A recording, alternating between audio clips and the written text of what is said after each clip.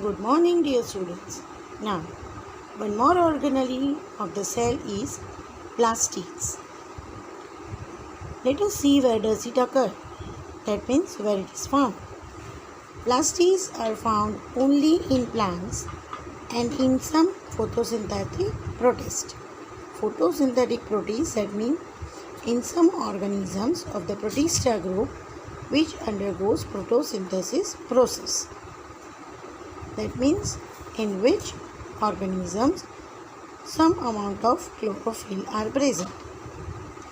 What are the structures of, and they are absent in animal cells. Plastids are not found in animal cell. See, these all the things when you will go across you can note down, so at the last you can have a complete idea about the difference between animal cell and plant cell. Structure of the plastids. Plastids are the largest double membrane bound organelles present in the cytoplasm. Now, as we know that in the beginning of the cell organelles, I have made a list: endoplasmic reticulum, Golgi apparatus, ribosomes, liposomes, lysosomes, plastids, vacuoles, right? Mitochondria. These are the cell organelles.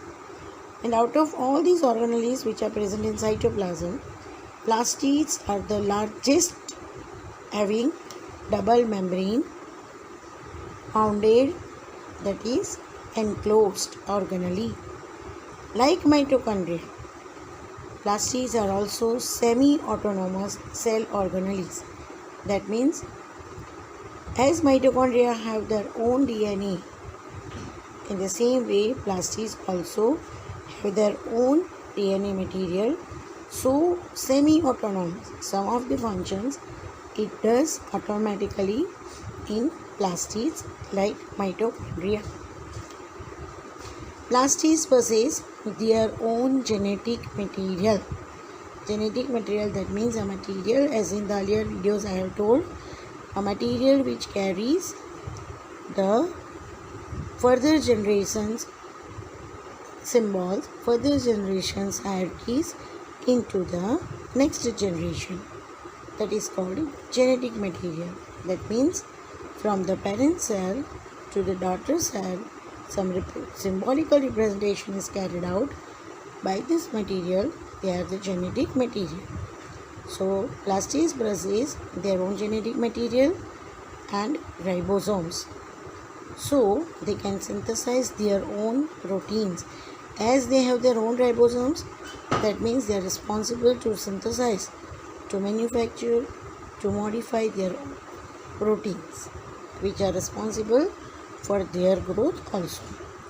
A plastid shows two distinct regions.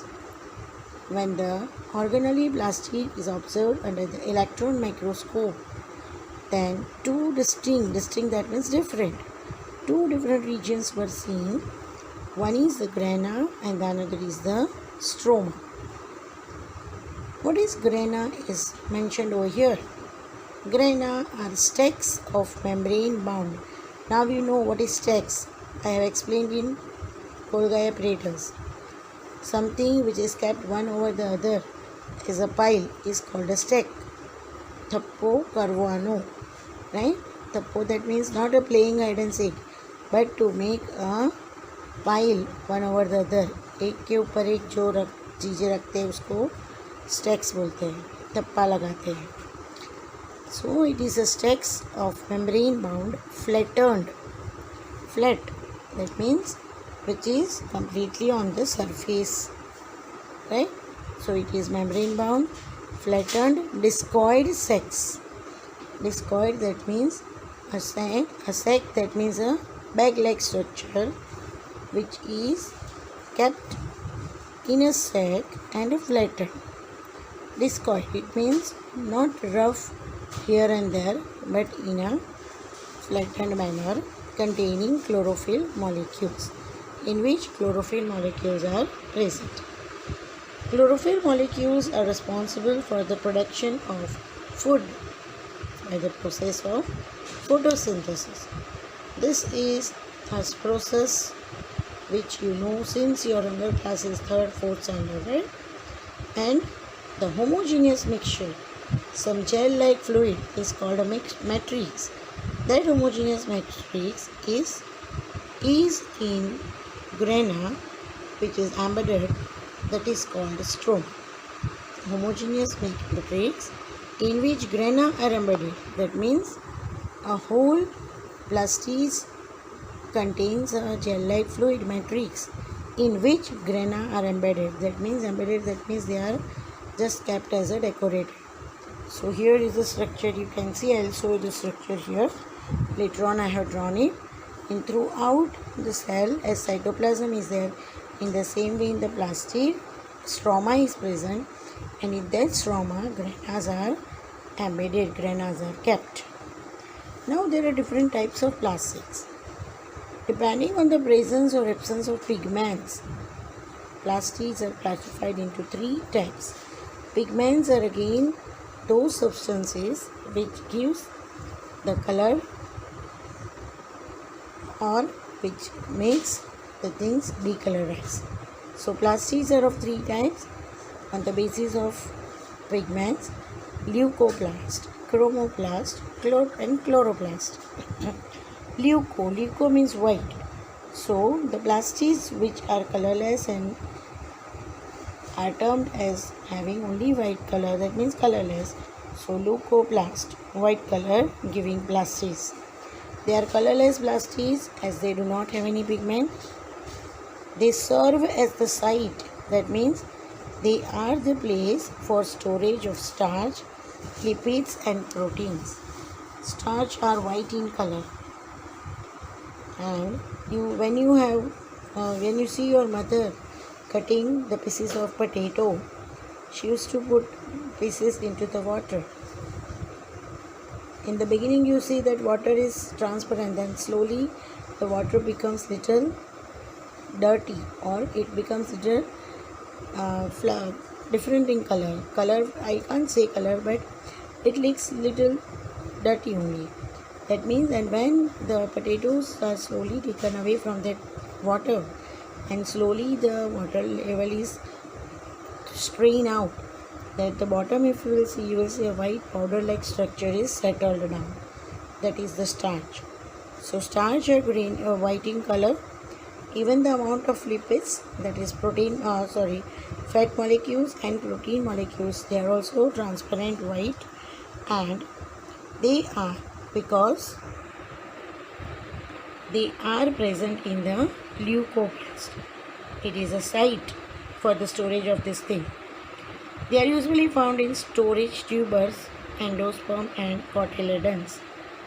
So leucoplasts are mostly found in storage tubers. That means even in the plants you have seen the tubules. Potato, when you keep for a longer period, you see a birds come on its surface. These are the buddy tubules, buddy in the form of birds. So leucoplasts are stored over there. Even they are stored in the endosperm, that means into the below level of the plant skin, and cotyledons. Cotyledons, you know, seeds are completely make half. That means when you press some seed after giving overnight in a water, पानी में भिगोने के बाद 4-5 घंटे पानी में भिगोने के बाद, when you press that seeds of gram, groundnut, moong, peas, then they will exactly divide into two. Two halves are taking place. That are, each half is called cotyledons. So leucoplasts are present in tubers, endosperm and cotyledons. Chromoplasts, they are the color pigments. Chromo, that means color. They are the plastids, colored plastids containing yellow, orange, brown or red pigment. They give color to the plants other than green. Other than green color, that means leave the green color and observe the plants. Whatever the color we see, they are all because of the chromoplast. They are mostly present in petals of flowers and fruits. Chloroplast, chloro, that is green. They are disc-shaped plastids containing green colored pigment called chlorophyll. Disc shape. They are like a flattened disc shape. They also contain carotenoids. Carotenoids are responsible for the growth of your hair, for the growth of your nails also. And chloroplast also contains this carotenoids. They are mostly found in parts of plant exposed to light. We know that part of plant, two main parts, roots and shoots. Root is not exposed to light, it is below the ground, and shoot part is exposed to the light. So chloroplasts are present in those parts which are exposed to light. Example, leaves. Chloroplast also contains DNA and have capacity to divide. Chloroplasts, they themselves are having their own DNA, diribonucleic acid. So they are responsible, or their capacity have to divide and multiply to get new chloroplast cell. Chloroplast trap solar energy. The tendency of chloroplast is it can trap solar energy as well as absorbs carbon dioxide from the atmosphere for the process of photosynthesis, that is to prepare the food by the leaves for the plants. Right? So this was about the leucoplast, chromoplast and chloroplast. Now let us see the structure of chloroplast.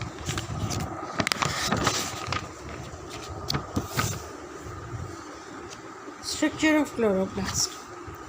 Similar to mitochondria, each chloroplast is bounded by two smooth membranes. As mitochondria is having boundary, that means it has a membrane outer covering. So similar to mitochondria, each chloroplast is bounded by two smooth membranes.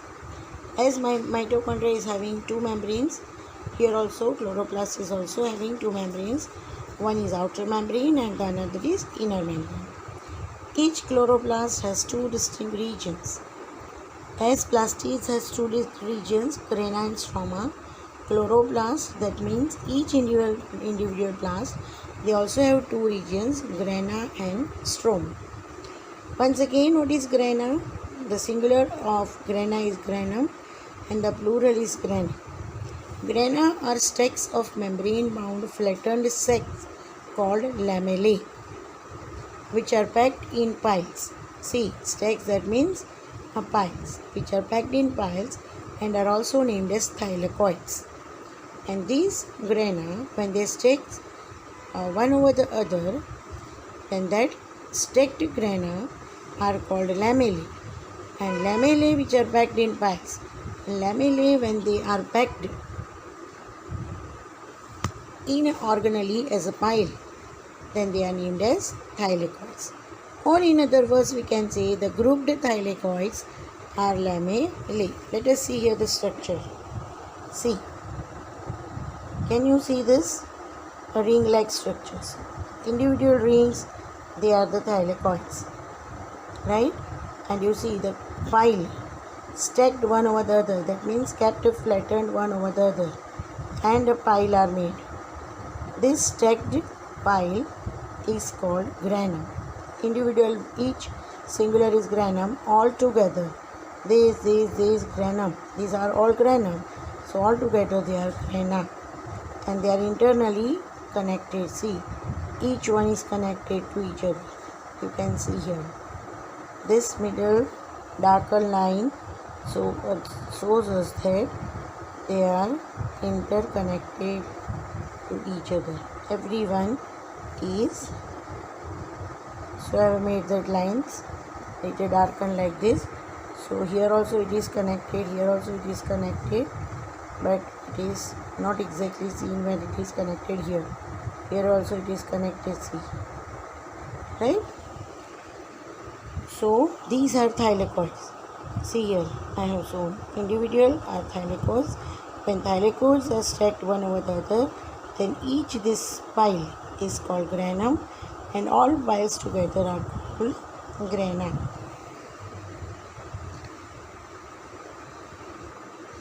So in other words, the group thylakoids are lamellae.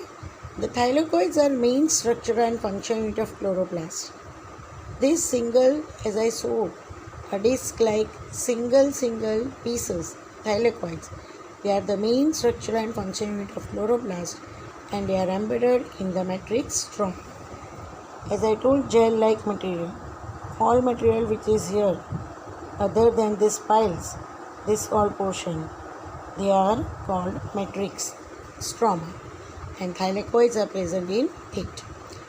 Thylakoid membrane possesses chlorophyll, carotenoids, and some other pigments. Membrane, outer covering of the thylakoid. On it, what is present? There is chlorophyll, carotenoids, and some other pigments. Granum is the site of light reaction during photosynthesis. So, granum is the place where the light reaction during photosynthesis takes place. Here, in this, the photosynthesis reaction takes place. Granum, right? Stroma lies in the interior of the chloroplast as a colloidal complex called matrix. Stroma, that means a fluid, gel-like fluid. There is matrix, which is termed as stroma. The matrix contains photosynthesis enzyme. Whatever the enzymes needed for the photosynthetic process, they are present in the matrix. Starch, grains, DNA, and ribosomes are also present in the matrix. The stroma is the site, is the place of dark reaction during photosynthesis. Even the dark reaction takes place in the stroma. Site of dark reaction, that means during photosynthesis, when the complete trapping of solar energy is being carried out, and then the rest of the reaction which takes place, that is also covered up in the stroma. So functions, if we will see, then chloroplast are green plastids that helps in photosynthesis and are involved in the process of making food. Hence they are called kitchen of cells.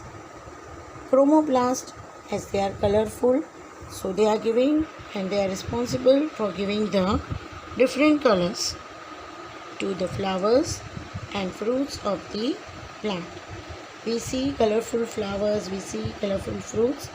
It is because of the plastids, chromoplast. Leucoplast help in storage of food. They store food in the form of starch, proteins, and lipids.